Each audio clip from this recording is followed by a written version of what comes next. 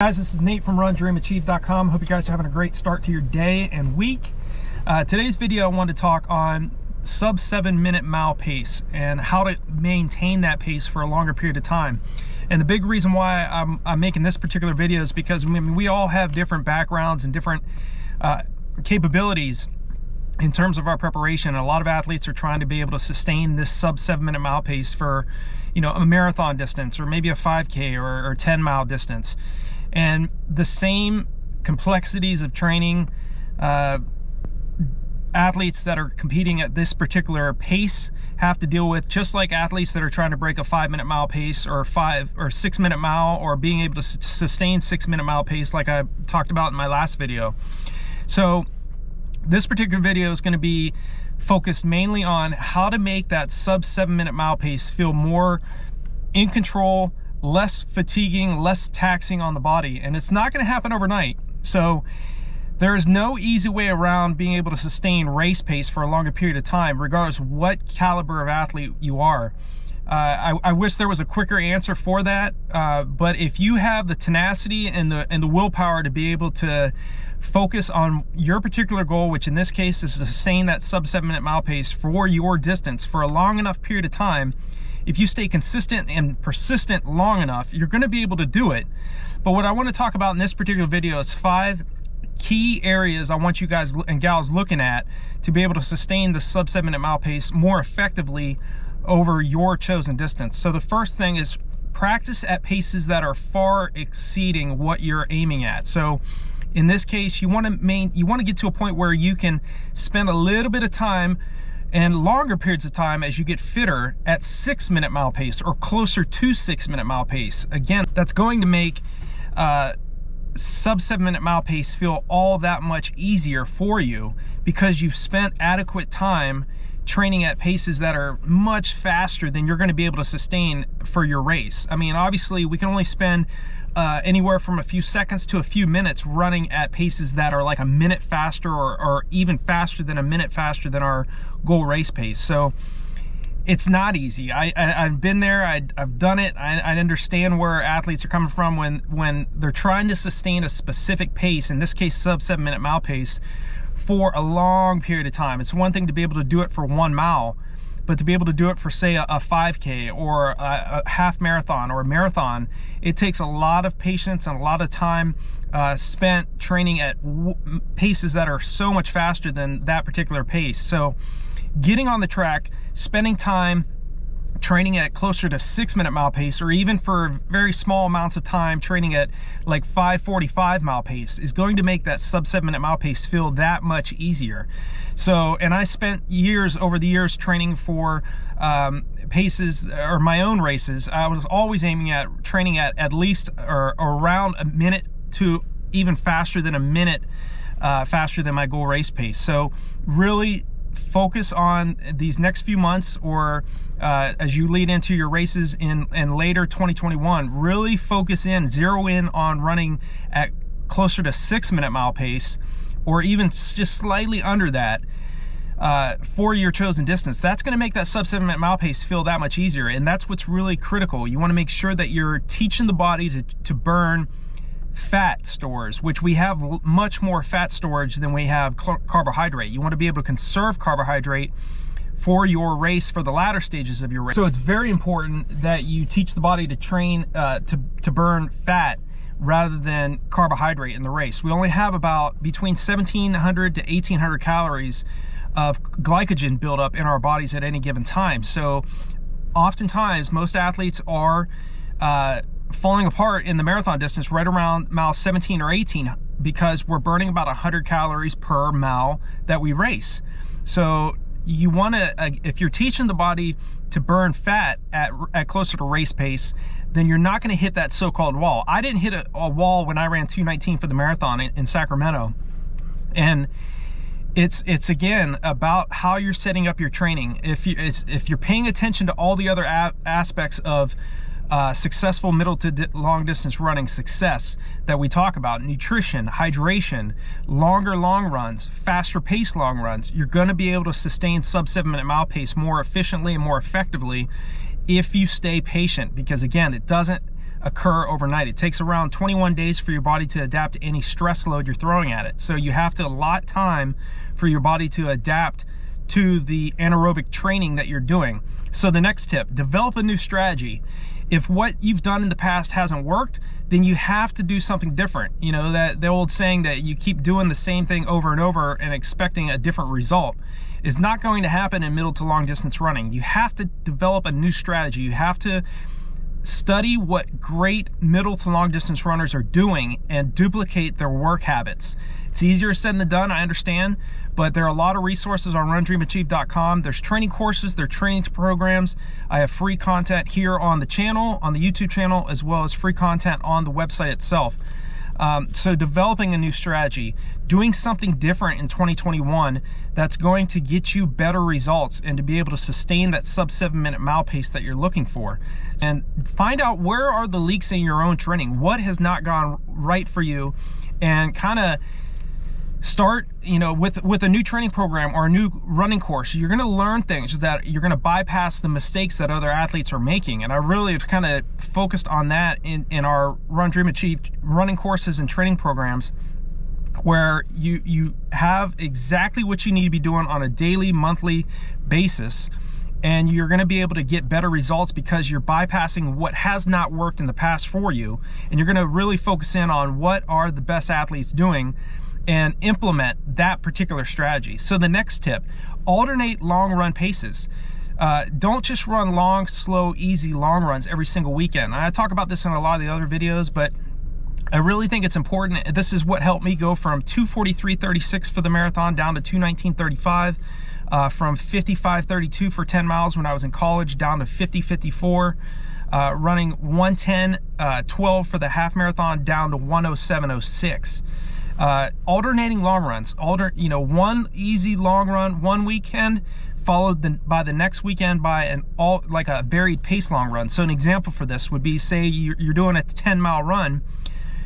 What I would suggest was do, and this again is when you have very solid fitness. You don't want to do these types of long runs when you're not very fit. So again, this is very important to remember that you do not rush the process. So when you're very fit and you've really spent time training the anaerobic systems of your body, start doing these types of long runs. Like this is an example of 10 miles, 2-mile warm up, 3 miles at 6:30 mile pace, followed by a 1-mile jog, then go into 2 miles at 6:10 mile pace, a 1-mile jog. So again, you're allowing some time to recover from that hard 2-mile effort, and then running the last mile in 6 minutes.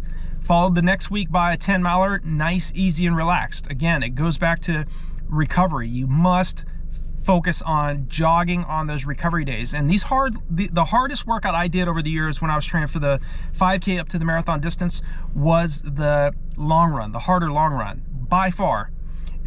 This particular mindset of training is so different than what I was used to over the years. I do long, slow, long runs every single weekend, but I never did these types of varied long run paces. So I really think if you want to hold sub 7 minute mile pace for a longer period of time, don't just run long, slow, easy every single weekend. Spend some time alternating the paces of your run. It doesn't have to exactly be, a 3 miles at 6:30 pace. Again, it could be 3 miles at 6:55 pace starting off, then do a 1-mile jog, 2 miles at say 6:50 pace. So again, you want to spend some time running well under 7 minute mile pace over time. And again, the faster you train the better and more efficient you're going to be running at your goal race pace. So the next tip, develop your leg speed. I always talk about, no matter how even if you're close to 100% long distance runner, we can always develop our speed. We can always work on our speed. And if you want to be able to sustain sub 7 minute mile pace for long periods of time, it's not just running long, slow distance. Running long and easy is still very critical. It's very important to still jog on your recovery days. But if you want to hold sub 7 minute mile pace and do it effectively, you must train at paces that are closer to 6 minute mile pace or even slightly under 6 minute mile pace. So examples of workouts that I would recommend obviously would be like 400 meters on the track between a minute and 34 seconds and a minute and 40 seconds, or 12 to 16 times 200 meter repetitions on the track between 47 seconds to 50 seconds. Another example would be repeat 800s, maybe 4 to 800 meters on the track, between 3 minutes and 7 seconds to 3 minutes and 19 seconds per rep. So again, earlier on in your training, you're going to want to have more recovery between repetitions, and then as you get fitter, you want to be able to sustain that same effort, but you want to have less rest between each rep. So again, everything's revolved around progression. You don't just jump into doing mile repeats at 610 per repetition overnight. It happens through, with patience and time. Your fitness is going to become better. You're going to be more anaerobically fit because you've trained and you've stressed the anaerobic systems of the body for long periods of time, and you've allotted that absolute essential time for recovery between those hard repetitions. And then as your body recovers and we focus in on that 10-day taper that I talk about in other videos, all that's revolved in the courses and training programs on RunDreamAchieve.com. We focus on a 10-day taper rather than a 3-week taper. So you go into your race feeling more energized, less fatigued. You're not going to go into a race on a 10-day taper, in my opinion, feeling lethargic, because you haven't started dropping your mileage and your intensity too far out. A lot of times athletes that start dropping their volume and their mileage 3 weeks out start feeling more fatigued rather than energized going into a race. So that's really the focus revolved around a 10-day taper, and I've always set personal best on a 10-day taper. So definitely consider that as well. If you want to hold sub 7-minute mile pace for your chosen event for a longer period of time, it also goes down to not only the hard training you're doing on the roads and on the track, but it also comes down to that essential taper phase that you must have when you go into a big race. You want to be tapered correctly so that you get into that flow state where everything's just perfect in the race. There's nothing your competition's throwing at you that you're not going to be able to handle. And that's really important when it comes down to all of the time investment and all of the sacrifice you've put into your event. You want to taper down correctly. And again, this is one of the key tips and strategies. If you want to hold this pace for a long period of time, that taper phase of your training is absolutely essential. The last tip is really, and I go into a friend of mine in my doctoral class. He mentioned growth mindset, and that's really important too, to have that mindset of positivity and knowing that no matter what, you're going to do whatever it takes in order to get what you want. Holding sub 7-minute mile pace for a long period of time takes effort. This is not a jog pace. This is very high quality running when you're running sub 7-minute mile pace for a long period of time. It takes effort. It's more of an art form. Anybody can go out and run sub 7-minute mile pace for a few seconds to maybe a mile or two, but to do it for several miles or several kilometers, it takes zeroed in focus. It takes a razor sharp, white hot focus to be able to do this for a long period of time. But I think that if you run longer, for a longer period of time, so your long run, say you're training for a 5K, you want to get to a point where you're doing 3 times that distance for your long run. So what is a 5K gonna feel like if you've done a 15K in training, or a little over 9 miles in training at closer to like 7:30 to 8-minute mile pace? Again, it's slower than your goal race pace. It's slower than that sub 7-minute mile pace, but you're tripling the distance of your race distance. So again, if you do training, like I say all the time, training at, near, or far below your goal race pace, you're gonna get results. It's about tenacity. It's about having a belief in delayed gratification, which a lot of athletes, we've all struggled with that over the years. We want quick results.